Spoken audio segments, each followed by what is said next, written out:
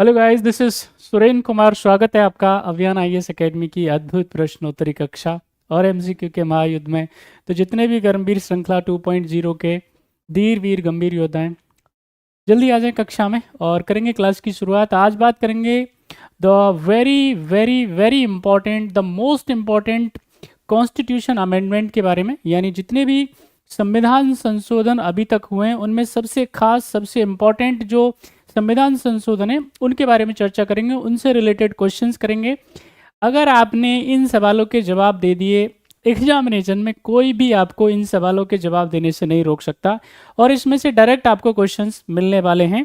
तो जितने भी महारथी थोड़ा जल्दी आ जाएं और करते हैं क्लास की शुरुआत। आप सबका स्वागत है भाई, अंकुश जी, प्रियंका जी, वर्णिका, मिस्टर रॉय और जितने भी महारथी हैं सबका स्वागत है। नमस्कार आपको दिल्ली की धरती से। नमस्कार भाई, क्या नाम है आपका? मिस्टर रॉय साहब। चलिए बताएं आप सब कैसे हैं और कैसी चल रही है पढ़ाई। मेरी आवाज़ आ रही है आप सबको? जल्दी जल्दी से बताएं और फिर हम हमारी क्लास की शुरुआत करते हैं। जल्दी जल्दी से मुझे कमेंट करके बता दें आप, और साथ ही साथ में अपने हालचाल भी मुझे भेज दें। चलो, मेरी आवाज़ आ रही है आप सबको? थोड़ा हाँ हाँ हाथ ना कर दिया करो भैया। सुन पा रहे हैं आप? क्या सभी महारथी सुन पा रहे हैं? मेरी आवाज़ आ रही है आप सबको? क्या हम क्लास स्टार्ट कर सकते हैं? कमेंट कर दें जल्दी से सारे बच्चे जो जो महारथी कक्षा में हैं। जल्दी जल्दी से आप कमेंट कर दें और फिर भैया हम हमारी क्लास को स्टार्ट करेंगे। बताओ सब सही चल रहा है ना? नमस्कार जी, भावना जी। चलो बढ़िया है, बढ़िया है, बढ़िया है, शुक्रिया।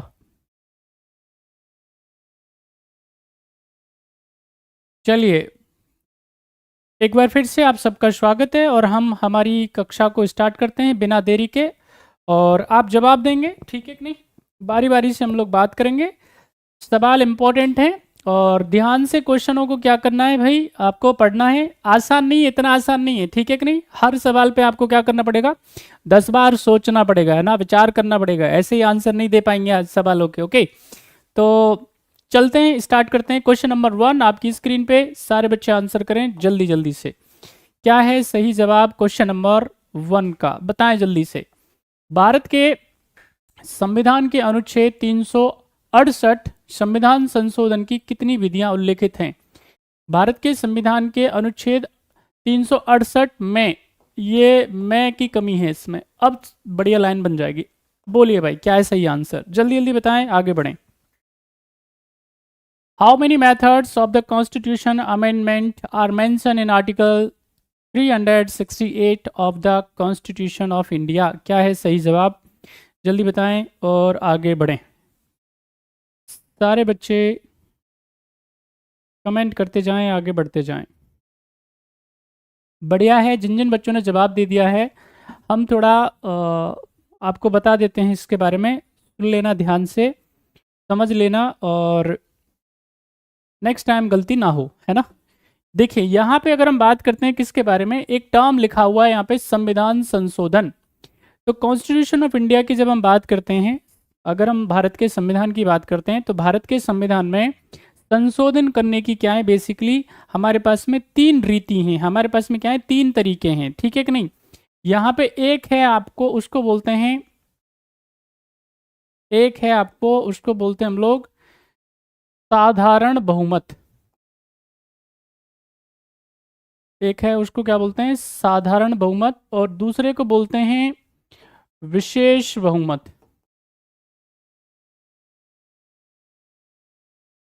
और यहाँ पे तीसरा जो आता है आपका, ध्यान रख लेना, इसी में ऐड कर देंगे, ठीक है कि नहीं। यहाँ पे इसको बोल सकते हैं आप आधे से ज़्यादा राज्यों का अनुसमर्थन। अब ये क्या है, मेन मेन बातें अब आपको समझ लीजिए। सवाल जो पूछा गया है आपसे वो क्या पूछा गया है, क्वेश्चन पूछा गया है, आपको बताना है सिर्फ किसके हिसाब से, 368 के हिसाब से, ठीक है कि नहीं। तो अगर हम चर्चा करते हैं किसके बारे में, कॉन्स्टिट्यूशन में अमेंडमेंट के बारे में, तो ये कॉन्स्टिट्यूशन ऑफ इंडिया का एक पार्ट है 20, ठीक है कि नहीं, पार्ट कौन सा है 20, उसमें क्या है आर्टिकल 368 के बारे में दे के रखा हुआ है। अब समझिए इस बात को, यहाँ पे हम क्या कर सकते हैं, कॉन्स्टिट्यूशन में 3 प्रकार से संशोधन कर सकते हैं, उसमें चेंज कर सकते हैं, उसमें बदलाव कर सकते हैं। एक तो कर सकते हैं संसद की साधारण सहमति के माध्यम से, साधारण का मतलब यहाँ पे 50+ का होता है, ठीक है कि नहीं, यानी 50% से एक भी अगर ज़्यादा है तो उसको साधारण बहुमत कहेंगे, यानी अगर उपस्थित और मतदान करने वाले लोग अगर क्या कर देते हैं, आम सहमति से उसको पास कर देते हैं तो संशोधन माना जाता है। अब यहाँ पे आपको ये जानना पड़ेगा कि ऐसे कौन कौन से प्रोविजंस हैं, ऐसी कौन कौन सी बातें हैं जिनमें हम साधारण जो है सहमति से क्या कर सकते हैं, अमेंडमेंट कर सकते हैं, चेंज कर सकते हैं। बात समझ में आई। तो उसमें क्या कर सकते हैं भाई, जितने भी नए राज्यों की स्थापना है, ठीक है कि नहीं, एस्टेब्लिशमेंट ऑफ न्यू स्टेट, ठीक है, नए राज्यों का स्थापना और प्रवेश की बात हो गई। साथ ही साथ में अगर क्या करना है भाई, जो भी एग्जिस्टिंग राज्य हैं, है ना, आर्टिकल 3 जो है उसके अंदर, जिसमें क्या किया जा सकता है, बाउंड्रीज जो है बेसिकली उनको ऑल्टर करके, ठीक है, 2 या 2 से ज़्यादा राज्यों को मिला करके, एक बड़े राज्य को तोड़ करके इनका क्या किया जा सकता है, आप नया राज्य बना सकते हो, तो उसमें किया जा सकता है। इसके अलावा अगर आपको क्या करना है, प्रेसिडेंट ऑफ इंडिया जो है उनकी अगर पेमेंट बढ़ानी है ना, उसमें क्या करेंगे, अगर संशोधन करेंगे तो साधारण बहुमत से हो सकता है, ठीक है कि नहीं। तो ये कुछ इंपॉर्टेंट क्या है एस्पेक्ट ने, जिनमें हम क्या कर सकते हैं, चेंज कर सकते हैं साधारण बहुमत से। अच्छे से ये आई होप आपको ये बात सारे बच्चों को समझ में आ गई होगी, ठीक है। अब यहाँ पे अगर हम बात करते हैं भाई किसके बारे में, विशेष बहुमत के बारे में, स्पेशल मेजोरिटी इसको बोलते हैं। अब स्पेशल मेजोरिटी की जरूरत पड़ती है कहाँ पे, अगर संसद फंडामेंटल राइट में चेंज करना चाहती है, ठीक है कि नहीं, मौलिक अधिकारों में कोई परिवर्तन करना चाहती है, तो उसके लिए परमिशन चाहिए कि कैसी, स्पेशल मेजोरिटी इसको बोलते हैं। यहाँ पे अगर हम बात करें, अगर डीपीएसपी के अंदर यानी direct principle of state policy में भी अगर क्या करना चाहती है संसद, कोई चेंज करना चाहती है, कोई संशोधन लेकर के आना चाहती है, तो उसके लिए भी क्या है, विशेष बहुमत का प्रावधान है। तीसरे नंबर पे आता है आपके पास में, उसको बोलते हैं विशेष बहुमत, और साथ ही साथ में क्या, आधे से ज्यादा राज्यों का अनुसमर्थन या रेक्टिफिकेशन। अब यहाँ पे इसमें क्या होगा, यानी कि 2/3 मेजोरिटी से तो लोकसभा राज्यसभा क्या करेगी, इसको संशोधन को पास करेगी, और साथ ही साथ में आधे से ज्यादा राज्यों का क्या चाहिएगा, आधे से ज्यादा का मतलब क्या है भाई, हमारे यहाँ पे वर्तमान में कितने 28 राज्य हैं, तो यहाँ पे 14+ स्टेट क्या करें, उसको रेक्टिफाई करें, उसका अनुसमर्थन करें, विधानमंडल के अंदर क्या करें, इसको पास करें, ठीक है कि नहीं। तो यहाँ पे ये हैं 3 तरीके। अब उसमें से ये जो पहला तरीका है जिसको आप साधारण बहुमत कह रहे हैं, सिंपल मेजोरिटी कह रहे हैं, ये जो है आर्टिकल 368 के अंदर नहीं आता है। 368 के अंदर आता है ये दोनों मैटर, बात समझ में आई, special majority plus rectification of more than 50% state. तो यहाँ पे ये आपको याद रखना है। तो अब सवाल जो आपसे पूछा गया था, अब आराम से आप क्या कर सकते हो, इसका जवाब दे सकते हो। अब फिर से इस क्वेश्चन को पढ़ो और उसके बाद आप इसका क्या कर पाओगे, आंसर कर पाओगे। तो क्वेश्चन क्या है, क्वेश्चन पूछ रहा है भारत के संविधान के अनुच्छेद 368 का इस्तेमाल करते हुए, है ना, यहाँ पे संविधान संशोधन की कितनी विधियां उल्लेखित हैं। तो यहाँ पे कितना बता सकते हो आप, राइट आंसर हो जाएगा 2, यानी 2 तरीके से ऐसा कर सकते हो, ठीक है कि नहीं। एक तो special majority which is 2/3 majority, और एक है आपका स्पेशल मेजोरिटी और साथ ही साथ में आधे से ज्यादा राज्यों का रेक्टिफिकेशन या अनुसमर्थन। तो सही जवाब क्या हो जाएगा आपका, A is the right answer. I hope आप ये सारे बच्चों को समझ में अच्छे से आ गया होगा, क्लियर हो गया होगा। चलिए नेक्स्ट क्वेश्चन हम चलते हैं, अगले सवाल का आंसर करेंगे, बताएं फटाफट से। नमस्कार भाई, स्वागत है आपका ज्योति जी। अगले सवाल का आंसर करो और आगे बढ़ो, फटाफट आंसर करते जाएं सारे बच्चे। क्वेश्चन आपकी स्क्रीन पे है, किस संविधान संशोधन अधिनियम के द्वारा वन तथा वन्य जीवों के संरक्षण को राज्य से या राज्य सूची से हटाकर समवर्ती सूची में डाला गया। चलिए आंसर करें और जल्दी जल्दी आगे बढ़ते जाएं, फटाफट बताएं जल्दी से। आपको उस कॉन्स्टिट्यूशन अमेंडमेंट का नाम बताना है जिसमें यहाँ पे आपको बताना है वन और वन्य जीवों के संरक्षण को स्टेट लिस्ट से, यानी कि इसको हम बोलते हैं राज्य सूची, ठीक है कि नहीं, राज्य सूची से हटा करके समवर्ती सूची में यानी कनकरेंट लिस्ट में डाला गया? कमेंट करें जल्दी जल्दी और आगे बढ़ जाएं। सभी बच्चे जल्दी जल्दी बताइए, आगे बढ़ जाइए। चलिए, अब जिन जिन महारथियों ने आंसर दे दिया है देख लेते हैं किन किन का सही है, चेक कर लेना आप, ठीक है। सभी बच्चे चेक कर लेना इसको, जिन जिन का सही हो, है ना, खुद से देख लेना आप। यहाँ पे इसका जो सही आंसर है वो क्या है? 42वां संविधान संशोधन, ठीक है। देखिए यहाँ पे ये जो 42nd कॉन्स्टिट्यूशन अमेंडमेंट है, कॉन्स्टिट्यूशन अमेंडमेंट बिल बोलते हैं ना, CAB, तो यहाँ पे कॉन्स्टिट्यूशन अमेंडमेंट बिल 42nd जो है ये सबसे इंपॉर्टेंट है, सबसे खास है, बहुत इंपॉर्टेंट है, बार बार पूछा जाता है, इसलिए भैया इसको रट लो। इसके सारे प्रोविजन मुंह जुबानी आपको क्या होना चाहिए? याद होना चाहिए ना, हर बच्चे को याद होना चाहिए सही से। इसको बोला जाता है मिनी कॉन्स्टिट्यूशन, इसको क्या बोला जाता है? सूक्ष्म संविधान भी बोला जाता है। यहाँ पे हर एक जो कॉन्स्टिट्यूशन की अगर हम बात करेंगे, लगभग सभी पार्ट में, सभी जगह पे क्या किया गया था? यहाँ पे संशोधन किया गया था, इसमें चेंज किया गया था। बात समझ में आई? और बारी बारी से हम लोग क्या करते हैं, अब इसमें बात करते हैं, ठीक है। यहाँ पे ये जो 42nd अमेंडमेंट बिल जो आता है बेसिकली, वो स्वर्ण सिंह कमेटी की रिकमेंडेशन के आधार पे क्या है, यहाँ पे इसको लेकर के आया जाता है। स्वर्ण सिंह जो है बेसिकली, अब आप समझ लीजिए कि वो क्या है, मैडम गांधी की कैबिनेट में मिनिस्टर हैं, ठीक है। तो उनको क्या किया जाता है? समिति का चेयरमैन बनाया जाता है। और इसकी इंपॉर्टेंट रिकमेंडेशंस की जब हम बात करेंगे तो इसमें क्या है, यहाँ पे एक तो आप सब बच्चे जानते हैं अच्छे से कि कॉन्स्टिट्यूशन में वर्तमान में कितनी शेड्यूल्स हैं? 12 अनुसूचियां हैं, है ना। अभी कितनी अनुसूचियां हैं? 12। अनुसूचियों की संख्या जो है अभी है 12। यहाँ पे जब ओरिजिनल कॉन्स्टिट्यूशन की बात करेंगे तो इसमें 8 अनुसूचियां हुआ करती थी, है कि नहीं। तो अब इसमें क्या है, एक जो 7th नंबर की अनुसूची है उसको बांटा गया है 3 भागों में। अब इसको जब हम 3 भाग में बांटेंगे तो पहले नंबर पे आता है यूनियन लिस्ट, जिसको बोलते हैं हम लोग संघ सूची, है ना। इसको क्या बोलते हैं आप? संघ सूची बोलते हैं। दूसरे नंबर पे आता है स्टेट लिस्ट, उसको बोलते हैं हिंदी में राज्य सूची। और तीसरे नंबर पे आता है कनकरेंट लिस्ट, और उसको बोलते हैं हम लोग समवर्ती सूची। तो यहाँ पे क्या किया जाता है, 42nd अमेंडमेंट के अंदर राज्य सूची से 5 विषयों को निकाला जाता है, ठीक है। 5 सब्जेक्ट को क्या किया जाता है? विड्रॉ किया जाता है, और उनको निकाल करके कहाँ डाल दिया जाता है? कनकरेंट लिस्ट के अंदर डाल दिया जाता है। अब उसमें से कौन कौन से हैं? बड़े इंपॉर्टेंट है, बहुत खास हैं भाई, बहुत ही खास हैं। उसमें पहले नंबर पे आप रख लीजिए यहाँ पे, जैसे यहाँ पे वन और वन्य जीवों के संरक्षण की बात को, ठीक है कि नहीं। दूसरे नंबर की अगर हम बात करेंगे तो इसमें क्या है, एक एजुकेशन है, शिक्षा। शिक्षा को निकाल करके राज्य सूची से किस में डाला गया? समवर्ती सूची में डाला गया। इसके अलावा हम अगर बात करते हैं इसमें, तो एक तो यहाँ पे मेजरमेंट यानी नाप तोल, उसको भी क्या है, राज्य सूची से निकाल करके कहाँ पे डाला गया?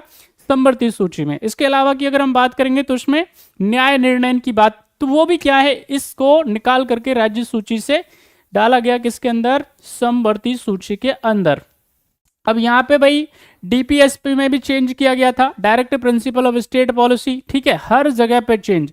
अगर हम बात करेंगे इसमें तो सबसे खास और इंपॉर्टेंट, अगर मैं इसमें एक और चीज आपको बताना चाहूँ तो उसमें है ड्यूटीज के बारे में, यानी इसमें फंडामेंटल ड्यूटीज को ऐड किया गया था। 10 मौलिक कर्तव्य इसमें जोड़े गए थे। आर्टिकल 51A के अंदर हम उसको पढ़ते हैं, ठीक है, पार्ट 4A के अंदर। तो बहुत सारी बातें भैया पढ़ना पड़ेगा, आपको याद करना पड़ेगा। ये स्टैटिक्स जो है उसको आपको मेमोराइज करना पड़ेगा, कोई दूसरा आपके पास तरीका है नहीं, बार बार पढ़ेंगे याद हो जाएगा। तो फिलहाल तो इसका आंसर हो जाएगा भाई B is the right answer. Next question हम चलते हैं स्क्रीन पे, आप मुझे जवाब देंगे सारे बच्चे, बताएं क्या है सही आंसर। क्वेश्चन नंबर 3 आपकी स्क्रीन पे, फटाफट फटाफट आंसर करें और आगे बढ़ें, जल्दी बताएं क्या है सही जवाब। क्वेश्चन है, भारत के संविधान में संशोधन प्रक्रिया के संदर्भ में कौन से कथन सही हैं? अगर कॉन्स्टिट्यूशन में चेंज करना है, अमेंडमेंट करना है, तो उसके बारे में कौन कौन से स्टेटमेंट हैं जो सही हैं, जरा बताएं, आगे बढ़ जाएं, बोलें भाई। संविधान में संशोधन संसद के किसी भी सदन में इस प्रयोजन हेतु विधेयक पुरस्थापित करके ही आरंभ किया जा सकता है। दूसरा स्टेटमेंट है, संविधान के संशोधन हेतु किसी विधेयक को संसद में पुरस्थापित करने के लिए राष्ट्रपति की पूर्व स्वीकृति की आवश्यकता होती है। तीसरा स्टेटमेंट है आपको, संविधान संशोधन विधेयक पर विशेष अधिकार का प्रयोग राष्ट्रपति महोदय नहीं कर सकते। और फोर्थ स्टेटमेंट है, संविधान संशोधन विधेयक पर संसद की संयुक्त बैठक नहीं बुलाई जा सकती। क्या है सही जवाब? जल्दी जल्दी आंसर करें और आगे बढ़ जाएं।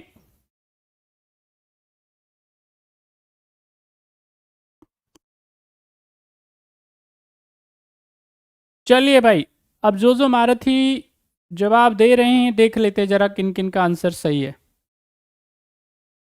देखिए यहाँ पे संविधान संशोधन की अगर हम प्रक्रिया की बात करेंगे तो कॉन्स्टिट्यूशन अमेंडमेंट बिल अगर है, ठीक है कि नहीं, सीएबी की अगर चर्चा करें आपसे, तो इसको किसी भी हाउस में लाया जा सकता है, इंट्रोड्यूस किया जा सकता है। लोकसभा में भी किया जा सकता है और राज्यसभा में भी किया जा सकता है। मजे की बात यह है कि इसमें राष्ट्रपति महोदय से पूर्व अनुमति लेने की आवश्यकता नहीं होती है। बात समझ में आई?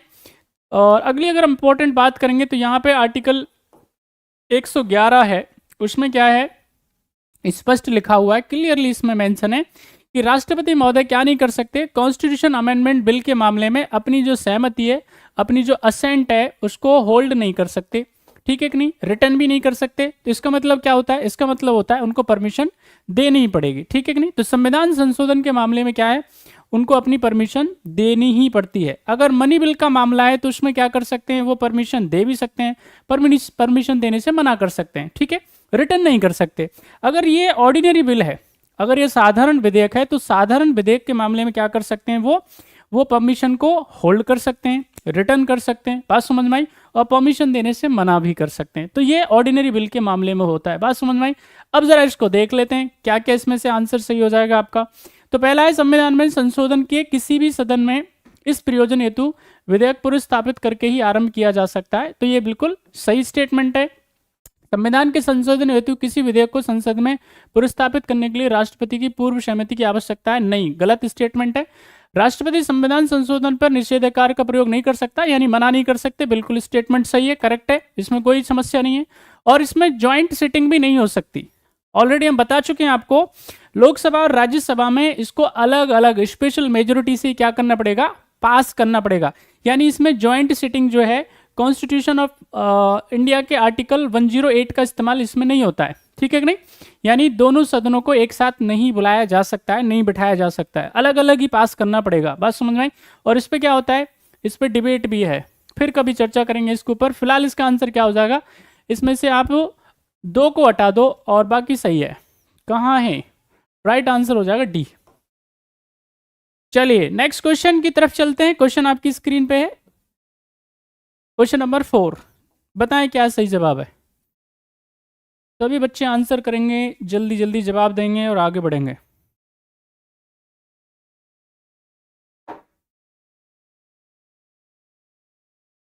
आपको बताना है, निम्नलिखित पर विचार कीजिए और उनको सही कालक्रम में व्यवस्थित कीजिए।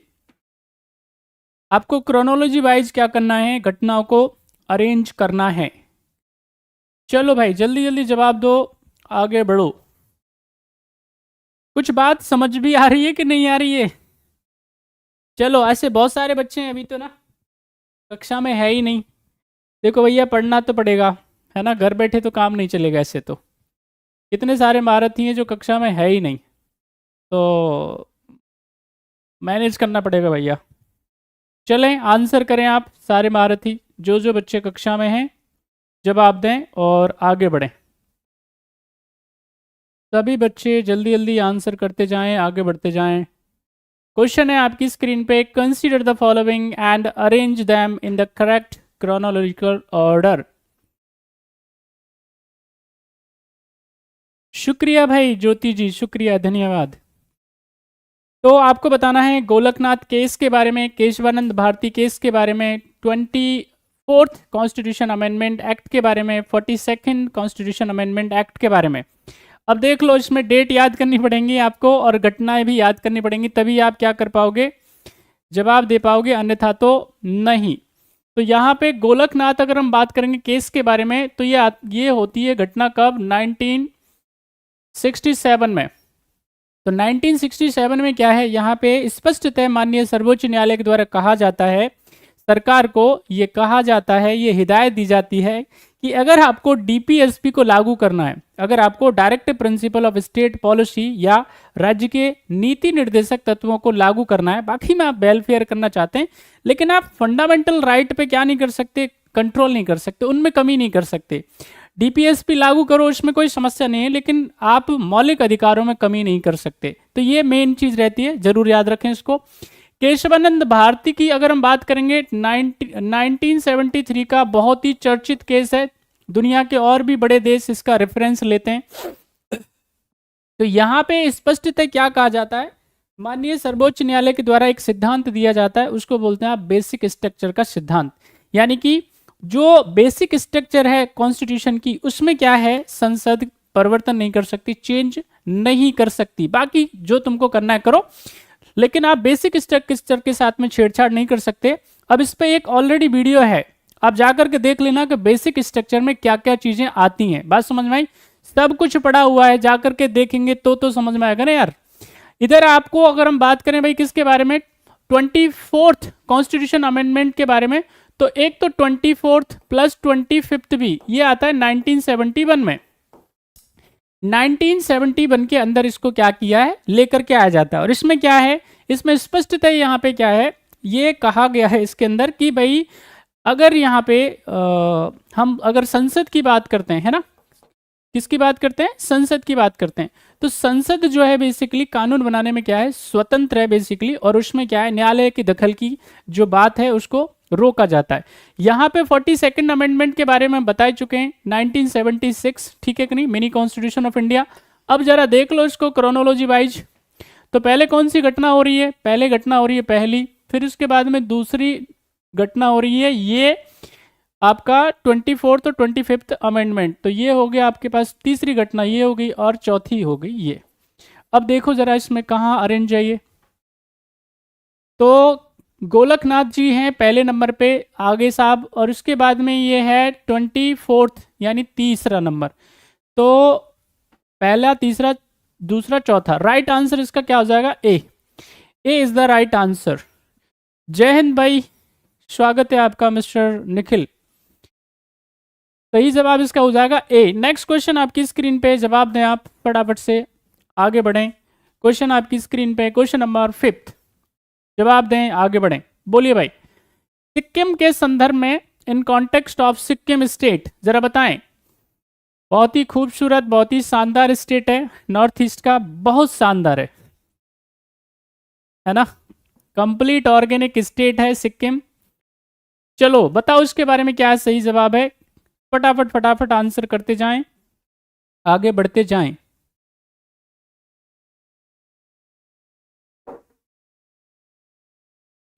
वैसे अगर बात करें तो खूबसूरती के मामले में, अगर हम सुंदरता के मामले में बात करें, कल्चर के मामले में बात करें, तो भारत के हर एक कोना कोना बहुत शानदार है, बहुत सुंदर है, बहुत खूबसूरत है ना। मतलब भारत से ज़्यादा है ही नहीं दुनिया में कहीं कुछ, है ना, ठीक है। तो सब कुछ बढ़िया है, लेकिन फिर भी अगर मान लेते हैं कुछ कुछ चीज़ें देखी जाती हैं तो हमको थोड़ा कंपैरिजन करना पड़ता है। तो बहुत शानदार स्टेट है सिक्किम। जल्दी आंसर करें भाई, क्या है सही आंसर।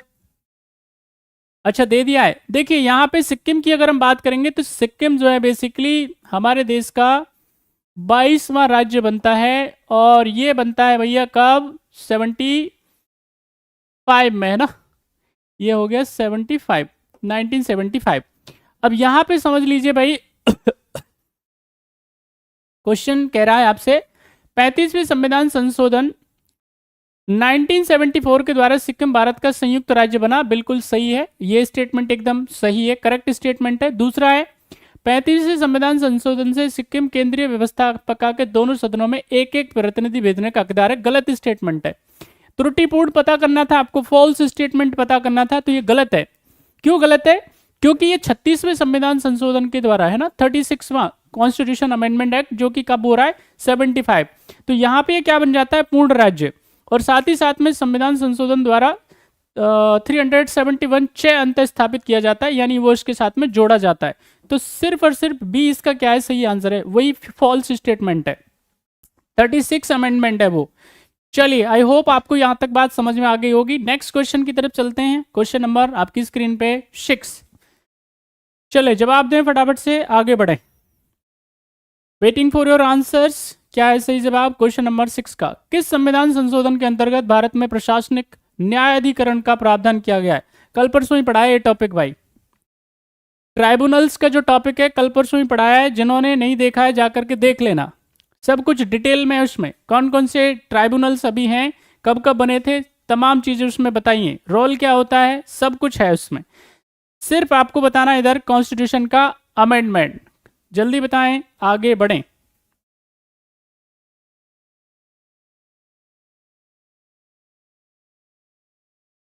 चलो भाई,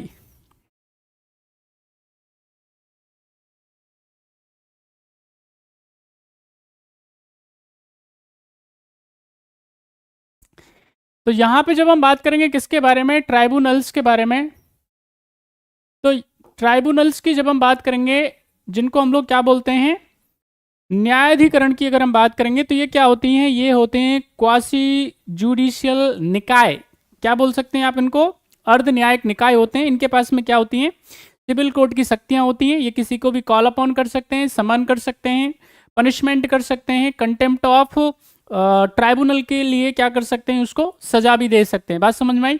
तो यहाँ पे ये जोड़े जाते हैं कब, ये जोड़े जाते हैं भैया 42वें संविधान संशोधन के द्वारा 1976 के अंदर। और इसमें एक पार्ट जोड़ा जाता है जिसको पार्ट हम बोलते हैं 14th पार्ट 14th ए जोड़ा जाता है बेसिकली। अब इसमें क्या है, आर्टिकल भी हैं इसके अंदर, जिसको आर्टिकल जो है आपके पास में 239 ए, एक बार कंफर्म कर लीजिएगा, है ना, 239 ए और 239 बी। तो यहाँ पे क्या है, हमने बताया कि हर एक राज्य में एक तो क्या होगा, समझ लीजिए कि केंद्रीय क्या होगा, न्यायाधिकरण कह सकते हैं उसको, ट्राइब्यूनल हो सकता है, जो कैट है बेसिकली, है ना, सेंट्रल एडमिनिस्ट्रेटिव ट्राइब्यूनल। क्या करेगा ये, जितने भी कार्मिक हैं, केंद्रीय कर्मचारी हैं, उनकी रिक्रूटमेंट के संबंध में और साथ ही साथ में उनकी सर्विस कंडीशन के मामले में क्या करेगा, वो जितने भी डिस्प्यूट्स होंगे, जो भी मामले होंगे, उनको क्या करेगा, रिडल्सल करने का काम करेगा, उनका निपटान करने का बेसिकली ये काम करता है ना। इसके अलावा यहाँ पे क्या किया जा सकता है, कोई भी अगर राज्य बेसिकली है वो क्या कर सकता है, अपने खुद के ट्राइब्यूनल क्या कर सकता है, बना सकता है। तो वो किसके अंदर है, 398 बी के अंदर है। तो वो पूरा डिटेल में है, आप जाकर के देख लेना, है ना। क्वेश्चंस बहुत सारे हैं और आप तकलीफ में भी होंगे, क्लास लंबी हो रही है आज तो इसका सही आंसर क्या हो जाएगा, C is the right answer, 42nd amendment. चलिए नेक्स्ट क्वेश्चन का जवाब देंगे आप फटाफट फटाफट। क्या है सही आंसर, क्वेश्चन नंबर 7। सभी बच्चे आंसर करें और जवाब दें। बताएं भाई 100th वे बताना है आपको कॉन्स्टिट्यूशन अमेंडमेंट के बारे में, कौन सा राज्य प्रभावित इससे नहीं है। 100वां संविधान संशोधन, जरा बताएं इससे कौन सा राज्य प्रभावित नहीं है। The state not affected by 100th constitution amendment as, क्या नाम है उस राज्य का, बताएं। त्रिपुरा, सिक्किम, मेघालय, असम। सभी बच्चे जवाब दें।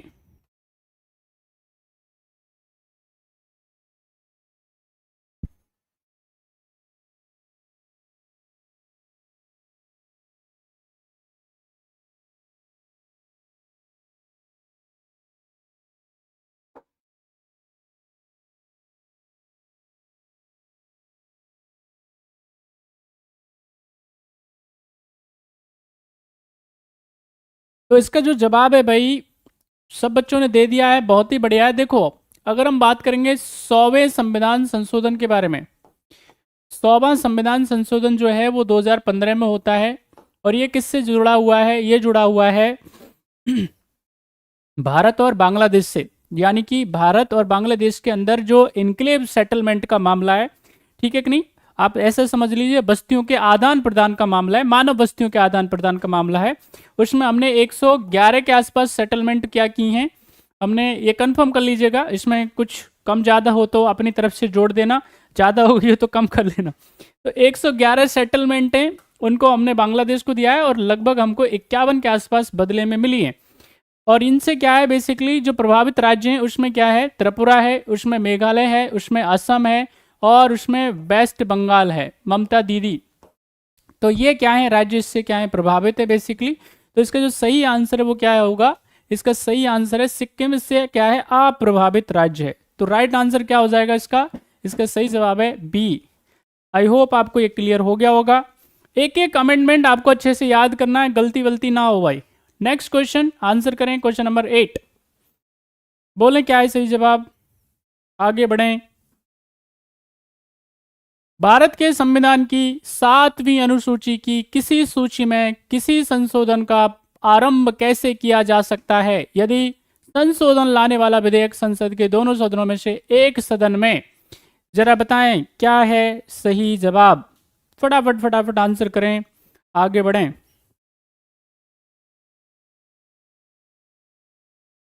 क्वेश्चन आपकी स्क्रीन पे है, जल्दी से क्वेश्चन को पढ़िए और जवाब दीजिए।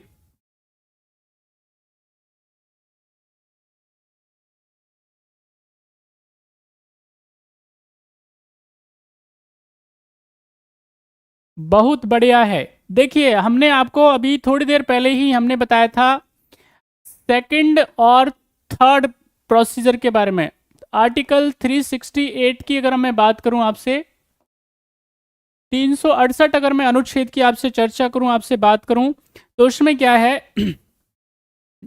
अगर हमको क्या करना है, संविधान में संशोधन करना है, कॉन्स्टिट्यूशन में अगर अमेंडमेंट करना है, तो कॉन्स्टिट्यूशन में अमेंडमेंट के हमने तरीके आपको बताए थे।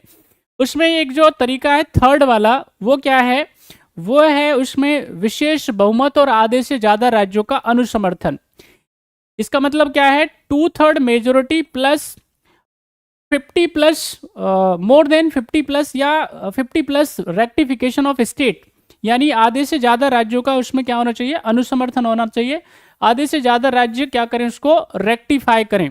तो अब उसमें शामिल क्या है, उसके विषय क्या है, उसके सब्जेक्ट क्या है, हमने आपको बताया। उसमें एक तो इंपॉर्टेंट क्या है कि भाई सेवंथ शेड्यूल का मतलब क्या है, सेवंथ शेड्यूल में क्या है, विषय हैं, केंद्रीय विषय हो गए, राज्य सूची के विषय हो गए, समवर्ती सूची के विषय हो गए। तीनों अनुसूची में अगर क्या करना पड़ेगा, किसी विषय को ऊपर नीचे करना पड़ेगा, ठीक है कि नहीं। अगर यूनियन लिस्ट का कोई विषय अगर मान लेते हैं स्टेट लिस्ट में डालना पड़े, या स्टेट लिस्ट का विषय निकाल करके क्या करना पड़े, अगर उसको यूनियन लिस्ट में डालना पड़े या कंकरेंट लिस्ट में डालना पड़े, तो क्या करना पड़ेगा, उसके लिए संविधान संशोधन करना पड़ेगा। और साथ ही साथ में 2/3 मेजोरिटी तो चाहिए ही चाहिए, आधे से अधिक राज्यों का क्या चाहिए, अनुसमर्थन चाहिए, रेक्टिफिकेशन चाहिए।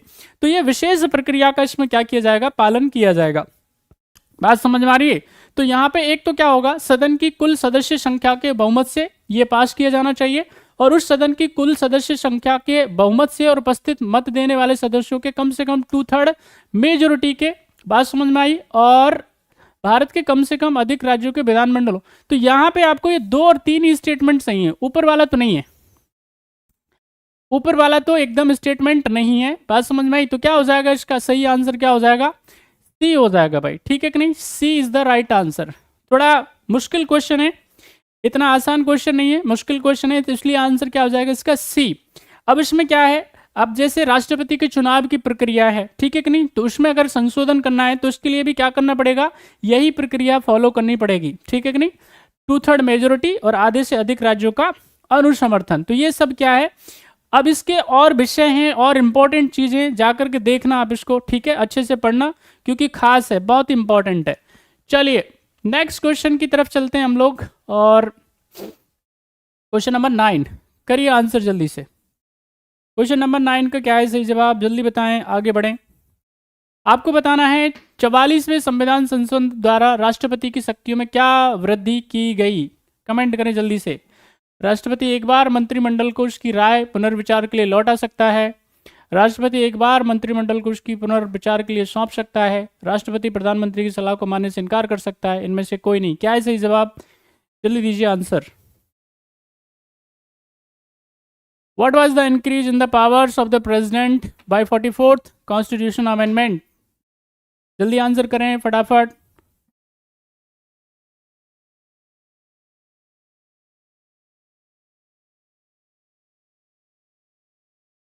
सभी बच्चे, सभी महारथी जल्दी जल्दी आंसर करें, आगे बढ़ें।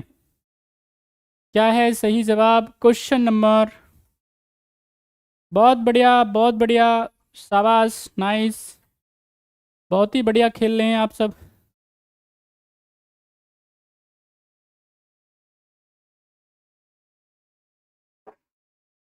चलो भाई, देखिए मैं बताऊं आपको, 42nd अमेंडमेंट में क्या था, 1976 में क्या था, राष्ट्रपति को क्या किया गया था? मजबूर किया गया था, है ना। राष्ट्रपति को क्या किया गया था? मजबूर किया गया था। राष्ट्रपति यहाँ पे किसी भी बात के लिए क्या नहीं कर सकता था? मना नहीं कर सकता था, है ना। अब यहाँ पे क्या है, पहली बार में क्या कर सकते हैं राष्ट्रपति महोदय? क्या कर सकते हैं? किसी भी बिल को क्या कर सकते हैं? वो वापस कर सकते हैं। बात समझ में आ रही है? यहाँ पे जब भी हम बात करेंगे 44वें संविधान संशोधन के द्वारा, यानी 44th कॉन्स्टिट्यूशन अमेंडमेंट 1978 के थ्रू यहाँ पे मोरारजी भाई देसाई साहब की सरकार है, और इसमें प्रावधान किया जाता है कि क्या कर सकते हैं भाई, यहाँ पे उनकी शक्तियों को बढ़ाया जाता है। तो क्या कर सकते हैं वो? राष्ट्रपति एक बार मंत्रिमंडल को उसकी राय पुनर्विचार के लिए क्या कर सकते हैं? भेज सकते हैं कि भाई फिर से सोचो ये इस मामले पे।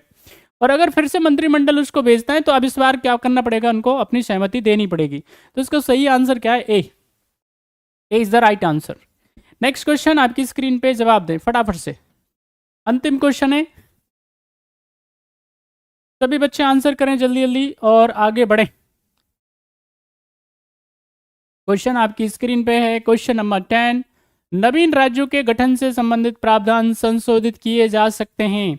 अंतिम क्वेश्चन है, हर बच्चे का सवाल एकदम सही होना चाहिए। ये एक एक बच्चे का ये आंसर सही होना चाहिए। ऑलरेडी बता चुके हैं इतनी बारी, अब तो गलत मत करना। बोलो भाई बोलो, जल्दी जल्दी बताओ, फटाफट बताएं। नवीन राज्यों के गठन से संबंधित प्रावधान संशोधित किए जा सकते हैं, जरा बताएं। संसद के प्रत्येक सदन में उपस्थित व मतदान करने वाले सदस्यों के 2/3 बहुमत से, बशर्ते कि वे सदन की कुल सदस्य संख्या के आधे से अधिक हों। बी ऑप्शन, संसद के प्रत्येक सदन के साधारण बहुमत के द्वारा। सी ऑप्शन, संसदीय संकल्प के द्वारा जिसकी संतुष्टि बहुसंख्यक राज्य द्वारा होनी चाहिए। डी ऑप्शन, संसद के प्रत्येक सदन में 3/4 बहुमत के द्वारा। क्या है सही जवाब? जल्दी दीजिए जवाब, और फिर हम आगे बढ़ते हैं हमारी कक्षा की आगे की तरफ। चलो जल्दी आंसर करो भाई, थक गए क्या यार? एनर्जी नहीं बची अभी है? बताओ, 10 ही क्वेश्चन है अभी, तो इसमें बहुत सारी एक्सप्लेनेशन है, अभी तो हुई नहीं है एक्सप्लेनेशन भैया। और अगर इसकी एक्सप्लेनेशन अप्रोप्रिएट करने बैठे तो सोचो आप इसमें कितने घंटे लगे हैं ना। तो थोड़ा कैपेसिटी बढ़ाओ यार, अभी इतनी देर में ही थक जाते हैं, परेशान हो जाते हैं आप। पता है आपको कितनी बारी बोला है हमने? बार बार ही बोला हुआ है ना। राजस्थान में बच्चे पता है कितने, 6:30 बजे अपनी क्लास स्टार्ट करते हैं और 4 बजे तक चू चपड़ नहीं करते हैं, एकदम बैठे रहते हैं प्रॉपर, कोई इधर उधर नहीं जाते हैं ना। कॉन्टिन्यूस क्या करते हैं, 8-8 10-10 घंटे क्लास लेते हैं, सोचो आप, और खूब मेहनत करते हैं। बताओ, सबसे ज़्यादा आज की डेट में अगर पढ़ाई लिखाई का माहौल कहीं पे है किसी राज्य में तो वो राजस्थान में है। और इस बार आप जानते हैं सारे बच्चे लगातार, पिछली बार भी इस बार भी सबसे ज़्यादा सिलेक्शन यूपीएससी में कहाँ से हुए हैं? राजस्थान से हुए हैं। देख लो आप भैया, पढ़ना पड़ेगा, आसान तो नहीं है, इतना आसान नहीं है। अगर आप मेहनत नहीं करेंगे, ज़बरदस्त मेहनत करनी पड़ेगी आपको, हार्ड वर्क का कोई सब्स्टिट्यूट नहीं है। मोटिवेशन से खाक कुछ नहीं होने वाला है, आपको माथा खराब करना पड़ेगा, चीज़ों को ध्यान से पढ़ना पड़ेगा, अपनी रातें काली करनी पड़ेंगी है ना, तभी काम कुछ चलेगा, बाकी कुछ नहीं होने वाला बाकी चीज़ों से, है ना। आपको भैया क्या करना पड़ेगा? उठना पड़ेगा, काम करना पड़ेगा, है ना, तभी काम चलेगा। ठीक है भाई, चलो तो फिलहाल इसका आंसर हम आप सब ने दे दिया है, बहुत ही बढ़िया है। देखो भाई, संसद के प्रत्येक सदन के साधारण बहुमत के द्वारा, सिंपल, अभी थोड़ी देर पहले ही बताया था हमने। अगर क्या करना है, नए राज्यों की स्थापना या नए राज्यों का प्रवेश करना है, समझ लीजिए आर्टिकल 2 और 3 आपको बता चुके हैं, हम आपको बहुत बारी बता चुके हैं। आर्टिकल 2 एंड 3, अगर नए राज्यों की स्थापना, ये क्या है? आर्टिकल 3 किसके बारे में? टॉक्स अबाउट एग्जिस्टिंग स्टेट, जो हमारे पास उपस्थित राज्यों की अगर हम बात करें, कितने स्टेट हैं हमारे पास में? 28 स्टेट हैं, तो ये एग्जिस्टिंग स्टेट कहे जाते हैं। तो इनमें से अगर किसी राज्य को बनाना है, बात समझ में, नाम में परिवर्तन करना है, आराम से कर सकते हैं सिंपल मेजोरिटी से, ठीक है कि नहीं? अब आप देख लीजिए कि तमिलनाडु जो है बेसिकली वो पहले क्या था? मद्रास हुआ करता था। अगर आप कर्नाटक की बात करें तो मैसूर हुआ करता था। इस तरह से आप सब बच्चे जानते हैं, आपने पढ़ा होगा, ठीक है कि नहीं? और अगर मान लेते हैं क्या करना है, अगर नया राज्य बनाना है एग्जिस्टिंग स्टेट को छोड़ करके, ठीक है कि नहीं, तो वो कैसे कर सकते हैं? कोई युद्ध से हमको क्या मिल जाए? कोई जमीन मिल जाए, कोई एमओयू से हमको क्या मिल जाए? जमीन मिल जाए, यानी मेमोरेंडम ऑफ अंडरस्टैंडिंग से, या किसी अन्य ट्रीटी के माध्यम से हमको कोई क्या मिल जाए? जमीन बन जाए, तो हम क्या बना सकते हैं? उसमें नया राज्य बना सकते हैं। तो ऐसा हम कर सकते हैं संसद के साधारण बहुमत के माध्यम से। तो 20 का सही आंसर हो जाएगा। तो जिन जिन बच्चों ने दिया था वो सही है। तो गाइज आज के थे 10 वेरी वेरी इंपॉर्टेंट क्वेश्चन, फिर से जाके देखना इनको, बार बार पढ़ो, बहुत शानदार क्वेश्चन है, डायरेक्ट आपको आपके एग्जामिनेशन में मिलने वाले हैं। चाहे आप जो भी एग्जामिनेशन दे रहे हो, और अगर उसमें क्या आ रहा है, जीके जीएस का पोर्शन आ रहा है साथ में, आप समझ लीजिए, और अगर पॉलिटी के क्वेश्चंस आ रहे हैं तो यही क्वेश्चंस आपको आपके एग्जामिनेशन में मिलने वाले हैं। तो आज के लिए इतना ही, ख्याल रखिए अपना, खूब मेहनत करिए, जय हिंद।